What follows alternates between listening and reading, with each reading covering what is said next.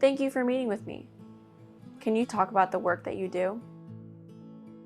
Well, I am currently a fisheries biologist, and I got into this career path because of my experiences in high school. I followed a career pathway that set a foundation for wildlife management, fisheries management, and natural resources, all encompassing.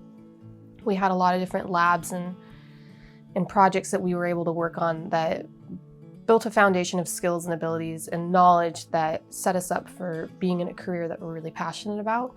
And being in that pathway, it allowed me to work on independent projects like studying zebrafish, studying the breeding habits of zebrafish, and working with other people who were passionate about natural resources, and really connecting with my teachers who were once fisheries biologists.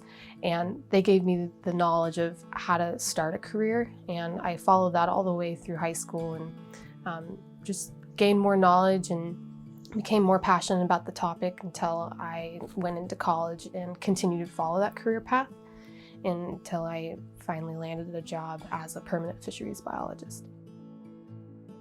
What do you love about your job? Well, we grew up in a household that really valued natural resources and being outside, so to have a career where I can do something like that is really important to me. And I love animals, and I love the idea of protecting the integrity of our native salmon and salmonids. And so working in a career path that's very hands-on and very direct in restoring those populations and restoring their habitat, it means a lot to me. Being out in the field almost every day means a lot to me, and being able to see a project through completion means a lot. So when we're going into a project and the goal is to restore a certain population of salmon and we're able to see that from start to finish, it gives us an idea for what we can do the next time and how it's affecting our state's natural resources as a whole.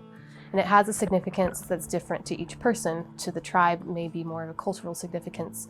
To us, it's more, maybe for anglers, it's a sport significance, and to us, maybe it's just a passion of being able to see natural resources and wildlife in its natural habitat and as they are thriving. What values are important to you personally? I grew up in Oregon. I'm a 23-year resident of Yamhill County, and Oregon is very special to me.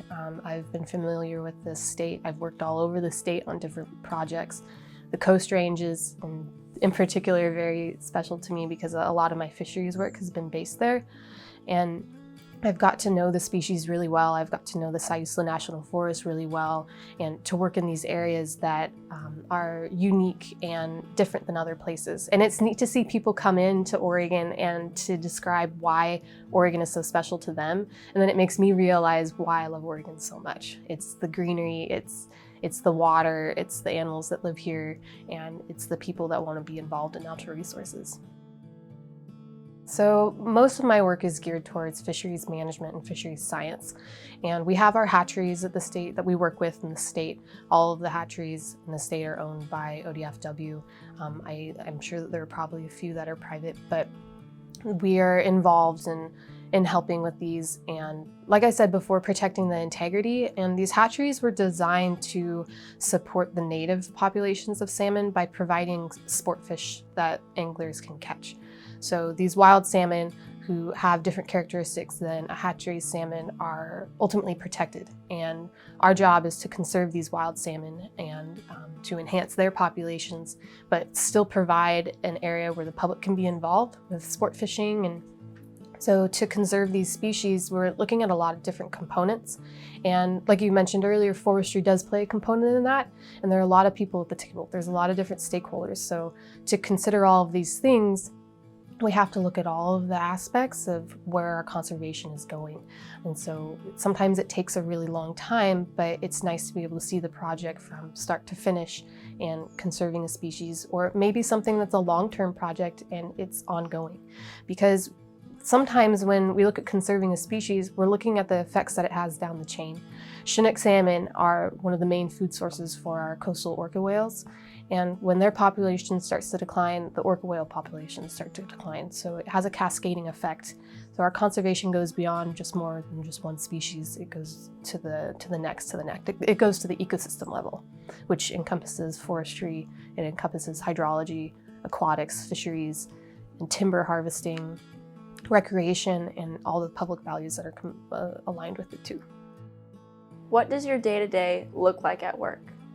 Yeah, every day is different as a fisheries biologist, and that goes for working in wildlife too. I've spent some time working in wildlife, I've spent some time working in timber, and it's all different. There are different projects that you're working on, and sometimes things happen that you don't expect. So when you're working on a project and something comes up that's maybe a higher priority, you have to switch over to that. So let's say that you're working on a project and there's an equipment failure, and you have to go back to the office and resolve that issue and find something else to do for the day, whether that's data entry or report writing, grant writing. Maybe you had plans to go out into the field for a whole week, but there's a grant that needs to be turned in by the end of the month and it really needs to be finished.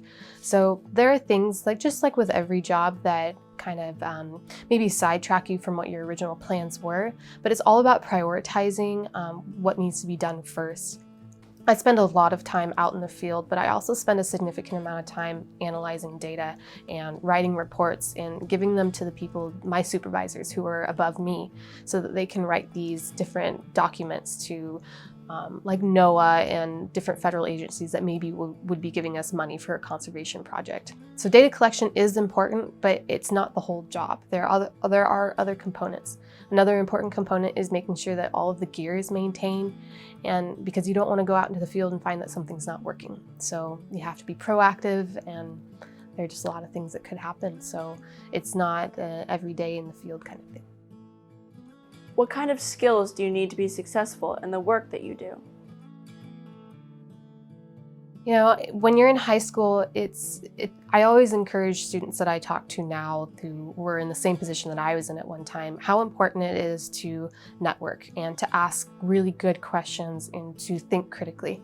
Because when you get into a field like this and you have to think on your feet or you have to think about something critically, it could mean the difference between a species not being conserved or being conserved, some sort of protection act being put over them, a document not being written. So it's important to have those critical thinking skills, those good reading skills, writing skills, and being able to communicate with someone effectively, whether that's through a disagreement or through an agreement. You have to treat every conversation with understanding and with value and making sure that people know that they're heard. So being able to talk to your teachers about what you want to do and what you're passionate about is really important. And high school is a great place to start with that, because the people that I work with, we're all very passionate about natural resources and fisheries science and protecting our species. So you have to be passionate about it to be in the job and to get the job done. How would you describe your career journey?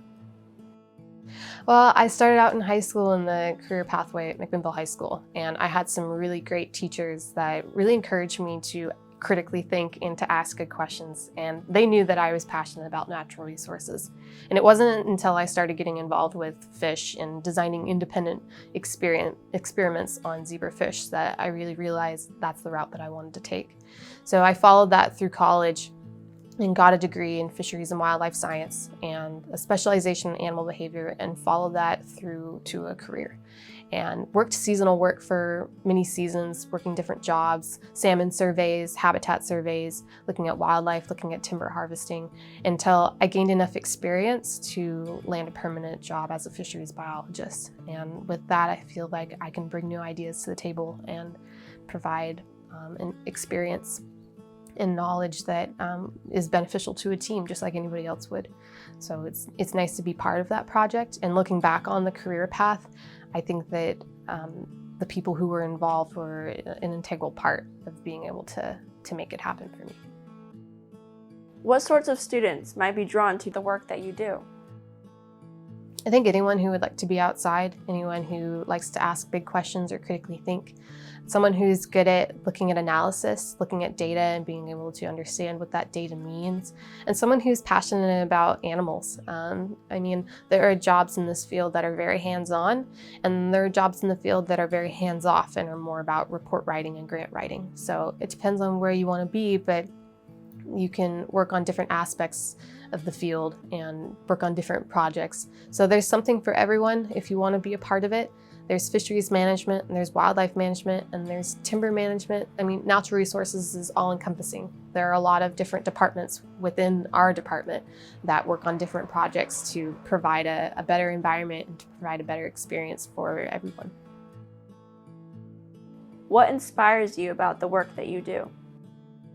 You know, when you look at a body of water, whether that's a river or the ocean or a lake, and you're looking at this beautiful area of just blue water with vegetation surrounded by it, you don't always think about what's underneath the water. And so to be able to snorkel these rivers and to see the juvenile fish that are living there and that are trying to make their way as an adult, it's so neat. And salmon in particular, they have the most incredible lifestyle to be able to spawn in fresh water. They die and their nutrients give back to their young.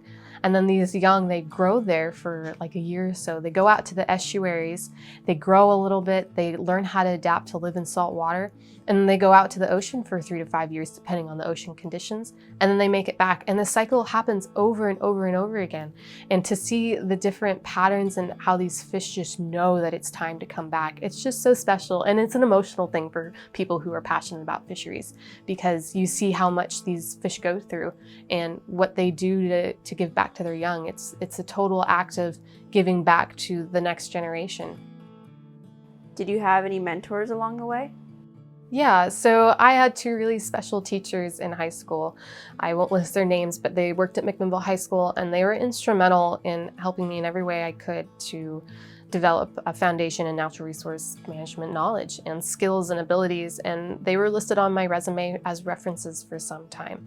Both of them being former fisheries biologists. They knew a lot, and they were always very supportive of the things that I wanted to do and to try, especially when it came to my independent research on zebrafish. They were always really supportive of the questions that I had and staying after to help me with them or being there when I came in early. And we developed a relationship, a friendship, more than just him being a teacher. It was a mentorship. And so I felt like I could go to them with questions about, where do I go after I graduate? What do I do? How do I find a job? And they were always ready to answer the questions. So I think it's really important to make that connection. Once I got into the field, I developed friendships with different people that were older and have been in the game for a longer time. One person that I worked with at the Forest Service, she was instrumental in telling me all about her career path and her journey.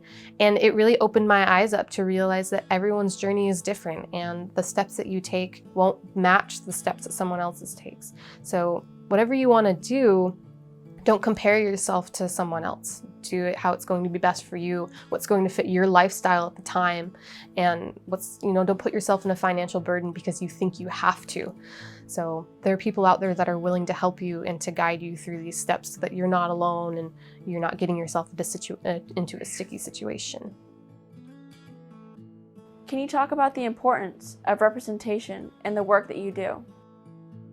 Yeah, so being a woman and a woman of color in natural resource management has its challenges, but it really depends on the people that you're with.